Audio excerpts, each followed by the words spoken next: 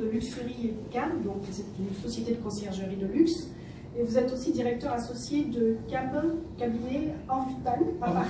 Le cabinet Amphitan. Voilà, et donc spécialisé dans le coaching. Donc vous avez souhaité intervenir sur le financement de l'immobilier en Afrique et surtout le rôle et l'impact de la diaspora dans cette Tout à fait, merci. Le développement de l'immobilier. Merci. Mes partenaires sont là, les partenaires d'Amphitan. Donc pour présenter rapidement, donc Amphitan, c'est un cabinet effectivement qui accompagne les leaders africains. Notamment, nous sommes allés en Afrique, d'ailleurs, on vient de faire un voyage, on est revenu. L'objectif pour nous, c'était de se dire qu'on a effectivement aujourd'hui des experts africains qui sont formés, comme partout. Ce qu'il nous faudra, c'est que ceux qui sont là-bas, ceux qui sont ici, qu'on ait les mêmes standards. Quand on parle business, quand on parle entreprise, qu'on ait les mêmes standards. Et le profil, effectivement, de l'entrepreneur, le profil du leader, du manager doit être le même. Et donc, nous, on repart vers l'Afrique aujourd'hui pour faire des séminaires, des formations, pour former en leadership, en management, les mêmes techniques que nous avons ici, comme ça on parle le même langage. Donc voilà, donc ça c'était pour présenter Amphitan. La conciergerie de luxe, c'est une conciergerie qui a été créée à Paris, sur un cadre pour effectivement accompagner des businessmen africains qui viennent ici, qui pourraient effectivement profiter de nos services, que ce soit des véhicules de luxe, que ce soit les hôtels, que ce soit également l'organisation des réunions business. Mais c'est vrai que nous, on a visé totalement le luxe, c'est-à-dire ce qui est un peu level. Mais il y a des Africains, we deserve it, il y en a beaucoup d'Africains qui ont les moyens pour pouvoir effectivement travailler à ce niveau-là, donc c'est pour ça que nous sommes là. Aujourd'hui, je vais donc vous parler du financement, spécialement en ce qui concerne l'immobilier. L'immobilier, c'est un sujet qui nous tient vraiment à cœur, parce qu'on s'est rendu compte que c'est un des leviers importants pour la croissance de l'Afrique. L'immobilier, vous ne pouvez pas délocaliser, donc c'est très important. Donc l'Afrique, effectivement, peut utiliser sérieusement ce levier. On a parlé tout à l'heure, pour faire la liaison, avec les matériaux, qu'on peut utiliser les matériaux sur place pour avoir des logements à faible coût. Cela, pour nous, les économistes, ça a un impact énorme. Parce qu'on parle du financement. Qui dit financement dit l'objet à financer. Qui dit coût. Mais le coût, il faut savoir si on peut l'optimiser. Si on peut l'optimiser, ça nous permet également d'être réactifs en matière de crédit. Si on n'optimise pas les coûts, on aura des logements qui vont être très très chers. Et on en a vu, que ce soit à Cocody, que ce soit en Côte d'Ivoire, que ce soit au Congo-Brazzaville, vous avez des quartiers où des logements coûtent des sommes faramineuses parce que les produits sont importés. On importe tout. Et quand vous importez, Alors il y a un élément très frappant, c'est que quand vous êtes par exemple en Éthiopie, le coût du même logement en Éthiopie coûte plus cher qu'au Cap du Sud, dans l'Afrique du Sud. Donc pourquoi? Parce que les Africains du Sud ont des matériaux, utilisent des matériaux sur place, ils ont des industries qui construisent pour la construction sur place. C'est une donnée importante. Pour revenir au financement, effectivement, Léo vous a parlé tout à l'heure du crowdfunding. Mais pourquoi financer?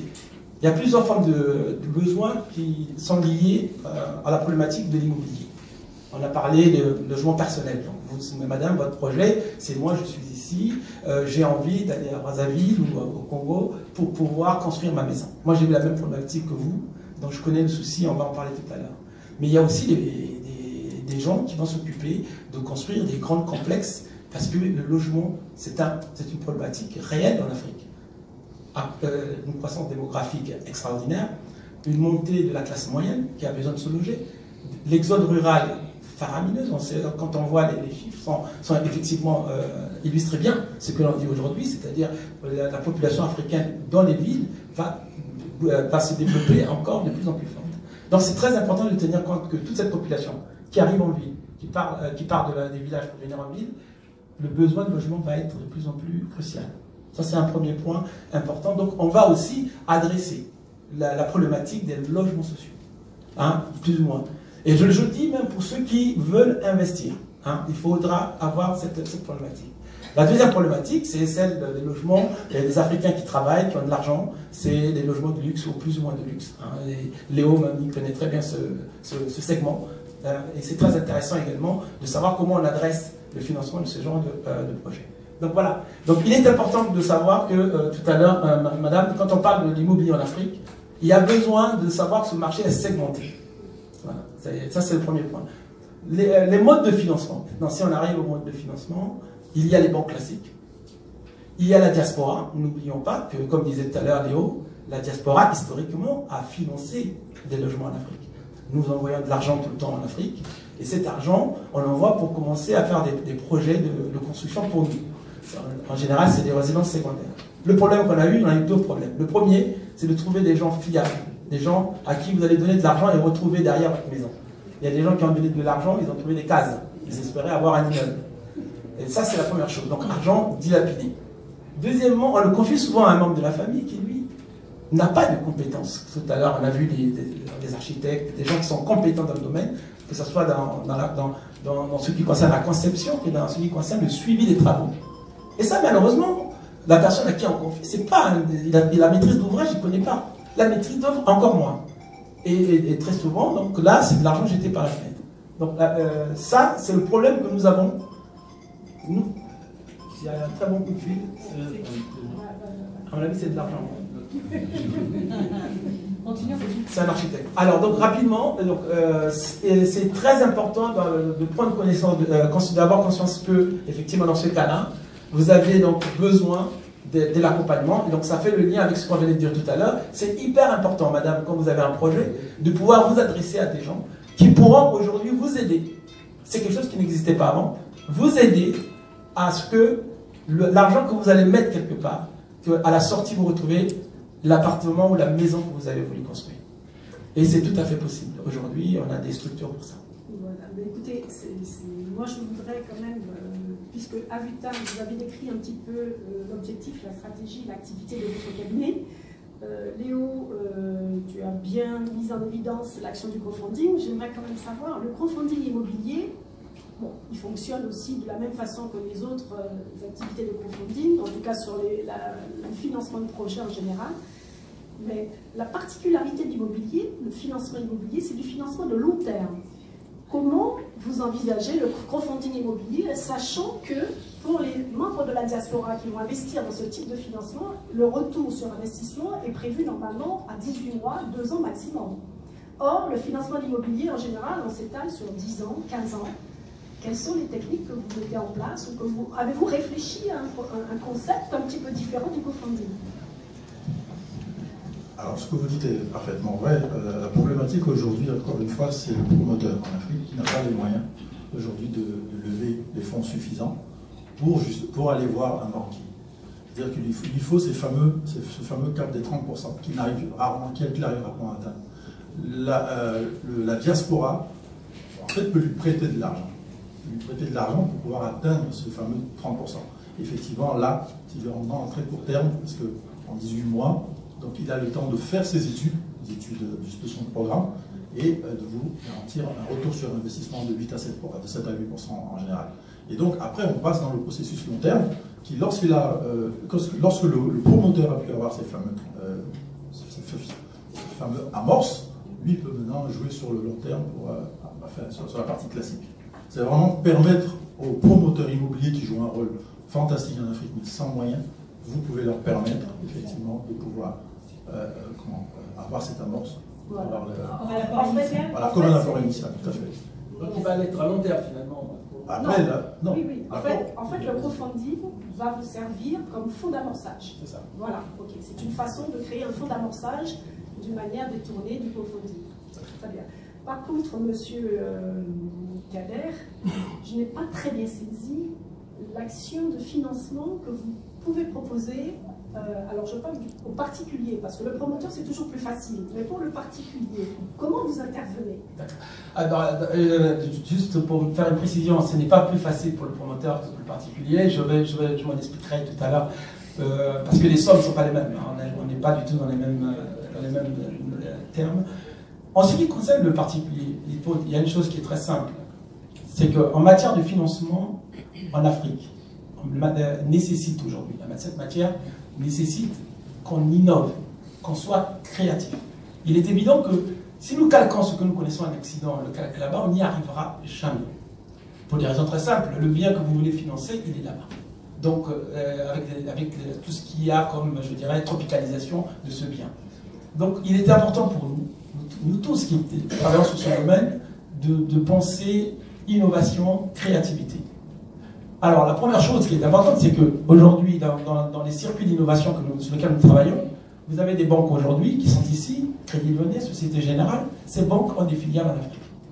Donc la première chose, c'est déjà, et ça c'est un peu le travail que nous sommes en train de faire avec Léo, c'est de réfléchir avec ces banques, puisque vous avez un compte ici, et qu'eux, ils ont des filiales là-bas, est-ce qu'il n'y a pas moyen de jouer ce qu'on appelle l'effet miroir, c'est-à-dire de pouvoir obtenir les mêmes garanties ici, on présenterait un dossier comme si on le présentait ici, mais pour pouvoir financer les biens là-bas. Donc ça, c'est un travail que nous sommes en train de faire, et c'est vraiment quelque chose d'assez intéressant. La deuxième chose que vous avez aujourd'hui, si on part toujours en partant de la personne qui est...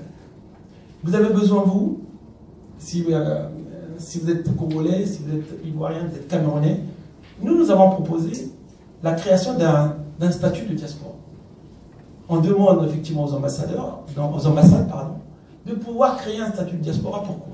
Parce que le statut de diaspora, qui donnerait à la diaspora les possibilités, la faculté de pouvoir être traité dans son pays comme étant un partenaire économique, comme si c'était un étranger, comme on fait des zones, vous savez, des zones de facilitation, des zones franches. Voilà. Donc, comme on fait des zones franches, nous estimons que si nos gouvernants en Afrique, là-bas, ont compris que la diaspora est une réelle force intellectuelle et économique, donc va devenir un partenaire, donnez-leur des facilitations liées à ce statut de diaspora. Et ça sera une très très bonne chose parce que nous, quand vous allez arriver dans certains pays, les Indiens l'ont fait et ça a très très bien marché. Quand vous arrivez au du sud de la diaspora, je veux emprunter. Le problème du banquier congolais, le banquier camerounais qui est là-bas, le banquier local, son problème il est totalement technique. C'est que la plupart des gens ne sont pas. Il y a une je dirais que le taux de bancarisation en Afrique est très peu élevé. Donc on est sous-bancarisé en Afrique. Comment voulez-vous qu'un banquier vous prête de l'argent si vous n'êtes même pas bancarisé? L'économie informelle est très développée encore. Elle a encore une force très forte. Donc il y a de l'argent, c'est plutôt du liquide. Donc c'est ça qui fait qu'aujourd'hui, on n'a pas des solutions simples chez nous en matière de prêt. Alors, justement, ce que je propose, vous savez, je serais vraiment présomptueux si aujourd'hui j'étais capable de vous donner une solution qui serait celle qui serait utilisée partout. D'abord, premièrement, il y a 54 pays en Afrique. Il y a 54 possibilités, effectivement, de pouvoir faire du business, de financement. Ce que je propose aujourd'hui, je viens de vous le dire. La première chose, c'est de pouvoir, nous, membres de la diaspora, l'intelligentsia de la diaspora, de pouvoir peser, d'aller dans ce sens, vis-à-vis des banques qui ont des filiales chez nous, qui travaillent là-bas, qu'on puisse leur proposer cette passerelle, cet effet miroir en matière financière. C'est possible. Il y en a qui l'ont fait, il y en a qui le font déjà. Hein. Il y a des banques qui le font déjà. Ce n'est pas une nouveauté. Alors, sans vous interrompre, effectivement, ce système existe déjà avec les banques marocaines, la Tijari Wafa Bank, la BCME, etc. Elles existent aussi avec les banques émiraties, qui travaillent aussi beaucoup sur le Sénégal, par exemple. Mais là, on parle vraiment de la diaspora. Là, vous parliez de personnes, des locaux qui ne peuvent pas emprunter, donc pour des raisons de coûts, des raisons, parce qu'il ne faut pas oublier que les coûts d'emprunt en Afrique sont prohibitifs. Ce sont des taux usuriers, y compris pour le logement. Il y a qu'au Cameroun où j'ai vu une fois un crédit foncier, comme vous dites, qui faisait des prêts pour le logement à 7%. Partout ailleurs, on a des taux qui avoisinent les 10, 12, 15% sur le logement. C'est inadmissible. Moi, alors je ne sais pas ce que vous pensez, mais je crois qu'il y a un réel problème politique. C'est une volonté politique de pouvoir travailler avec les banquiers pour pouvoir justement instaurer. Vous parlez de statut de la diaspora, donc j'espère qu'il y a des questions dans la salle qui pourront un petit peu élaguer tout cela, mais il n'y a pas que le problème de la banque, il y a le problème des assurances. Parce qu'aujourd'hui, qu'est-ce qui fonctionne très bien en Afrique? C'est la banque assurance, c'est pas la banque toute seule. Donc, voyons un peu ce que nous pouvons mettre en place avec le système banque assurance, y compris avec des réassurances. Les banques africaines et les assureurs africains n'ont pas la capacité à se réassurer ailleurs. C'est ce qui cause le problème aujourd'hui du financement de l'immobilier. Parce que le problème de l'hypothèque est simple, on revient à la technicité. Si vous ne prenez pas un architecte, un ingénieur agréé avec un tampon qui valide votre projet, qui peut avoir des garanties décennales, biennales, de bonne fin d'ouvrage, comment voulez-vous obtenir un crédit? Donc les choses sont simples. Je vais laisser la parole au public, il y a un monsieur qui est...